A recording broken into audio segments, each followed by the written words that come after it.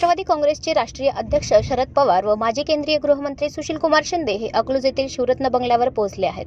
शिवरत्न बंगल्याच्या गेटवरच नंदिनी देवी मोहिते पाटील आणि त्यांच्या संपूर्ण परिवाराच्या वतीने शरद पवार आणि शिंदे यांचे जंगी स्वागत करण्यात आले. शिवरत्नवर सध्या या सर्व नेत्यांची बैठक सुरू असून संपूर्ण जिल्ह्याच्या राजकारणाची माहिती घेण्यात येत आहे.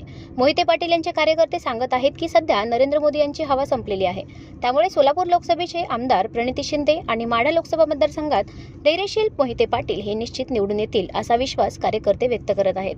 या बैठकीला आमदार रणजितसिंह मोहिते पाटील शेजारी अनुपस्थित असले तरी त्यांच्या पश्चात त्यांचे चिरंजीव शिवराजसिंह मोहिते पाटील हे मात्र उपस्थित आहेत. आतमध्ये या ज्येष्ठ नेत्यांची बैठक सुरू असून बाहेर शिवरत्न परिसरात हजारो कार्यकर्त्यांची मोठी गर्दी झाली आहे.